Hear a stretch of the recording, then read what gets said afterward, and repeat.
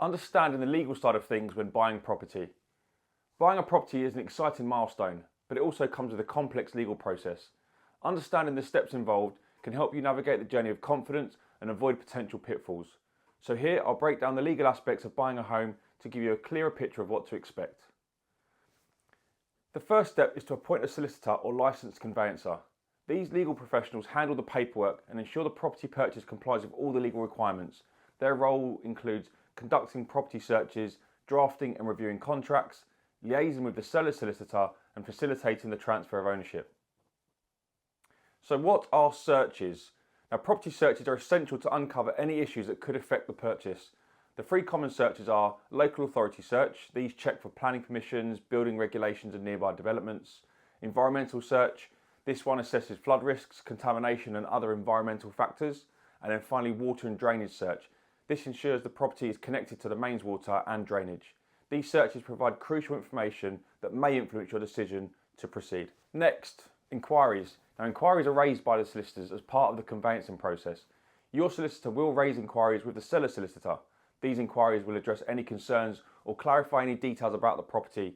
Common topics for inquiries include disputes or issues with boundaries, compliance with building regulations and planning permissions, guarantees or warranties for the works carried out on the property, and responsibility for shared areas or services. The satisfactory responses to these inquiries ensure you have all the necessary information before committing to the purchase. If any of these issues arise, your solicitor will advise you on potential solutions or potential negotiations. Once your solicitor has completed the searches and is satisfied with the results of the answers to the inquiries, they will now review the contract. When both parties agree to the terms, contracts are then exchanged. At this point, the transaction becomes legally binding and you usually pay a deposit somewhere in the region of around 10% of the purchase price. After that comes completion day. Now, on completion day, the final payment is transferred to the seller's solicitors. Once the funds are received, you'll then receive the keys to your new home, usually through your estate agent. But their work doesn't end there. After completion, your solicitor will pay your stamp duty. They'll register your ownership with Land Registry. They'll send you the title deeds and they'll notify all the relevant parties such as your mortgage lender.